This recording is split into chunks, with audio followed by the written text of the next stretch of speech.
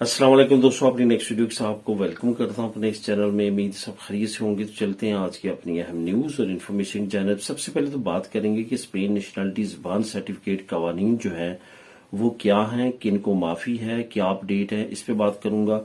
उसके बाद स्पेन की और पाकिस्तान की जो डबल नेशनलिटी है उसके रिलेटेड क्या अपडेट है, कब तक जो है ये चांसेस हैं कि डुअल नेशनलिटी का एग्रीमेंट हो जाएगा या नहीं होगा, इस पे बात करेंगे।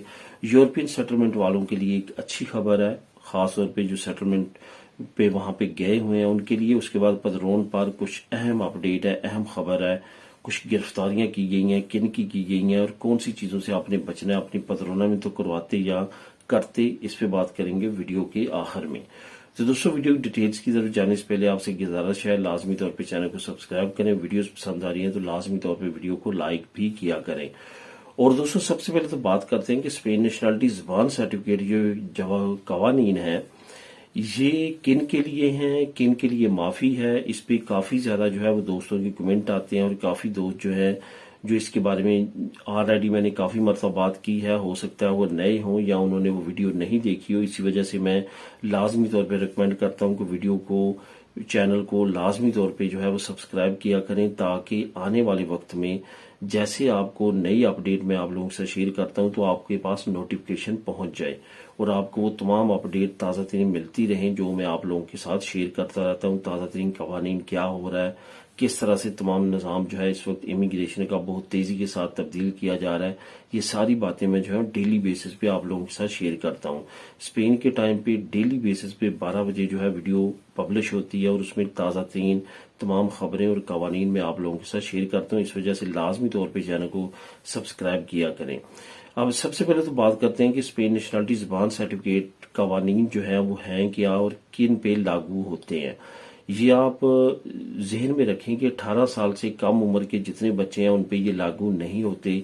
अगर आप 18 साल से कम उम्र के बच्चों को नेशनलिटी दिलवाते हैं तो वो उन पे कवानीन लागू नहीं होते।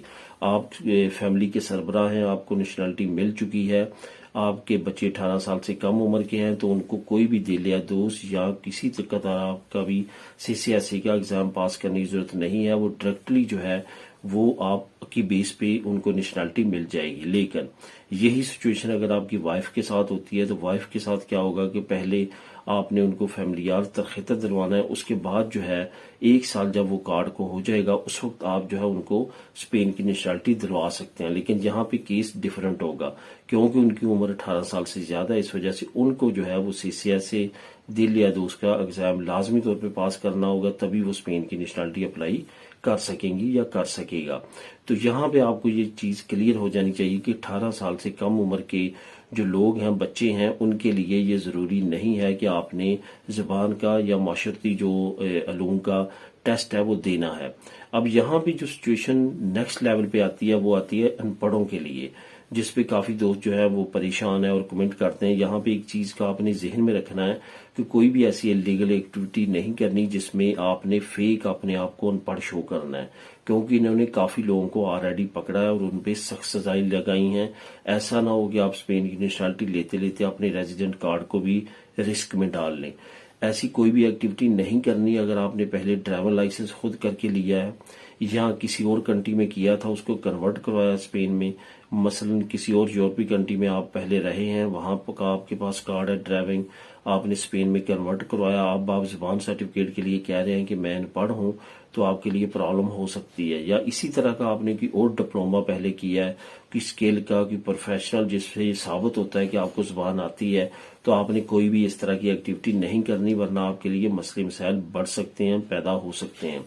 उसके साथ साथ जिन दोस्तों ने सर्टिफिकेट किया है लेकिन उनके मार्क्स कम आए हैं, उनके पास अपील का राइट होता है। यहाँ पे मैं चंद एक दोस्तों को जानता हूँ जिनके 53% भी मार्क्स आए थे, उन्होंने एप्लीकेशन अपील की है तो उस पे उनको जो है वो रिलीफ मिला और उनको पास कर दिया गया। तो इस तरह की चीजें जो है वो आप अपने एरिया के हिसाब से, अपने स्कूलों से, अपने सीनियर से जिनसे आपने तैयारी की है या इस तरह की एक्टिविटी की है, वो आपको बेहतर तौर पे जो है वो एक्सप्लेन कर सकते हैं। यहाँ तक बात है कि कवानीन जो है इसका आने वाले वक्त में आने करीब फ्यूचर में कोई ऐसा हुकूमत का इरादा नहीं है इसको तब्दील करने का। इस वजह से अगर आपने लाइसेंस पहले किया है, जैसे कि कुछ दोस्तों ने कमेंट किया है कि मैंने किया था बड़ा अरसा पहले और कन्वर्ट करवाया, इस तरह के भी कमेंट हैं, तो बिल्कुल भी आपने इस तरह की एक्टिविटी में नहीं जाना। वही आपने मेहनत कर लेनी है। एक मरतबा नहीं पास होंगे, दूसरी मरतबा हो जाएंगे, दूसरी मरतबा नहीं होंगे, इंशाल्लाह ताला तीसरी मरतबा पास हो जाएंगे। लेकिन ट्राई अगेन रखें, बहुत ज्यादा मुश्किल नहीं है। बहुत सारे ऐसे लोगों को मैं जानता हूं जिन्होंने 7-8 पास थे, लेकिन उन्होंने भी ये ज़बान का सर्टिफिकेट करके और दूसरा सर्टिफिकेट करके जो है वो नेशनलिटी ली है। अब दोस्तों बात करते हैं कि पाकिस्तान और स्पेन के दरमियान डुअल नेशनलिटी का जो एग्रीमेंट है कब तक मुतवक्की है, क्या मुतवक्की है भी या नहीं। अब यहाँ पे ये सारी चीजें जो है ये कम्युनिटी लीडरशिप पे आती हैं। कम्युनिटी लीडरशिप की प्रायोरिटीज क्या है।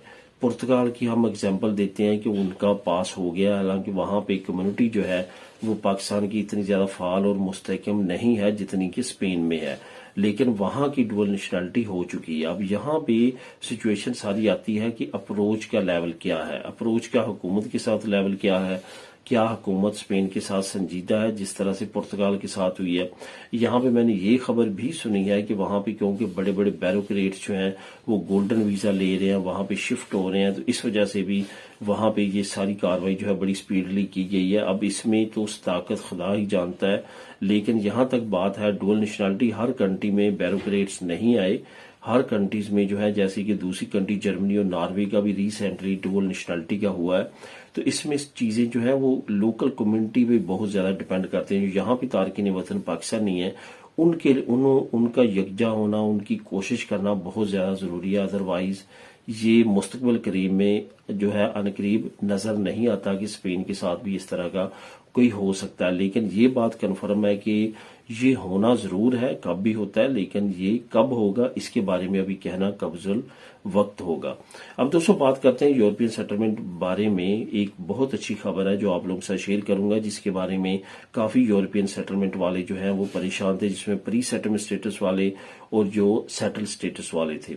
अब यहाँ पे प्री सेटलमेंट स्टेटस वालों को ज्यादा परेशानी थी क्योंकि उनके पास टेम्परेरी एक तरह का कार्ड था। उनको ये लाले पड़े हुए थे कि ये जो नए कवानीन इंग्लैंड में इंट्रोड्यूस करवाए गए हैं, नई जो फॉरेन सेक्रेटरी हैं, इंटीरियर मिनिस्ट्री हैं, जो इस वक्त शबाना महमूद जो पाकिस्तानी निजात हैं, उन्होंने कवानीन बहुत ज्यादा सख्ती के साथ जो है इम्प्लीमेंट किए हैं, जो नए इमिग्रेशन कवानीन है इंग्लैंड में, जिसके से बहुत कम लोग जो हैं वो बचे हैं। हर शोबे जिंदगी के इमिग्रेंट जो हैं वो मुतासर हुए हैं। इसी तरह से यूरोपियन सेटलमेंट वालों के लिए भी ये खतरा था कि उन पे भी ये कवानीन इम्प्लीमेंट हो सकते हैं। फॉर एग्जाम्पल जिसमें ये था कि पहले आप 5 साल लीगल रहेंगे तो ILR आपको मिलेगा, इंडेफिनेट लीव टू रिमेन, लेकिन उसके बाद जो है वो 10 साल कर दिया गया कि चाहे आप लीगल भी आए हैं तो आपको 10 साल रहना होगा, तो फिर आप इम्प्लीमेंट कर सकेंगे ILR।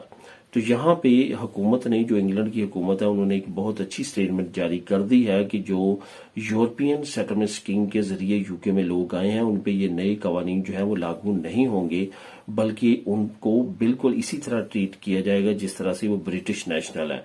क्योंकि जब एग्रीमेंट हुआ था यूरोपीय यूनियन और यूके का, उस वक्त यही यूके ने माना था कि हम आपके बाशिंदों को इसी तरह समझेंगे जिस तरह ब्रिटिश नेशनल है, और यूरोपीय यूनियन इसी तरह समझेगी ब्रिटिश नेशनल्स को जो यूरोपीय यूनियन में है जिस तरह के वो यूरोपियन नेशनल है। तो इस वजह से अब इन पे कोई भी किसी तरह का भी नया कानून लागू नहीं होगा। ये EU सेटलमेंट स्कीम के जरिए जो इनकी कवानीन है ये वही इन पे इम्प्लीमेंट होंगे। कोई भी नया इंग्लैंड का जो कानून सख्त से सख्त होता जा रहा है वो इम्प्लीमेंटेशन उनकी नहीं होगी। अब दोस्तों बात करते हैं पदरोन की। पदरोन का एक बड़ा क्रैकडाउन किया गया है।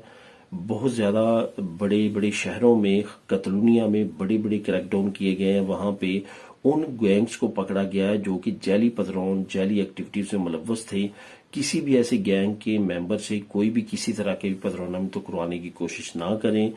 आपको वो कहेंगे कि हम आपसे 100 यूरो, 200 यूरो, 300 यूरो लेंगे पर मंथ, आपकी पदरोन इतने साल चलाएंगे, आप कहीं भी रहे, हमें अमाउंट मिलती रहे, आपकी पदरोन होती रहेगी। वो आपको जाली पदरोनामितों के ओखे और जाली चीजें आपको प्रोवाइड करते रहेंगे और उसी की बेस पे आप खुश होते रहेंगे, आप उनको अमाउंट देते रहेंगे, लेकिन वो फ्रॉड होगा। और ऐसे बेशुमार फ्रॉड पकड़े गए हैं।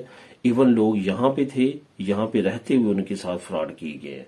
इस वजह से उस वक्त तक पदरोनामितों की जो है वो 100% गारंटी तस्लीम ना करें जब तक आप खुद अजंता मिंतो नहीं जाते, वहां पे खुद पेश नहीं होते, खुद पदरोन नहीं करवाते और जिनका घर है वो आपके साथ नहीं जाते, अदरवाइज आपके साथ भी फ्रॉड हो सकता है और आप भी मुसीबत में फंस सकते हैं, क्योंकि कानून के मुताबिक करने वाला और करवाने वाला दोनों जुर्मदार है, दोनों पे फिर जो है वो जुर्माने और सजाएं होती हैं और आने वाले वक्त में फिर आप लीगल स्टेटस भी हासिल नहीं कर सकते।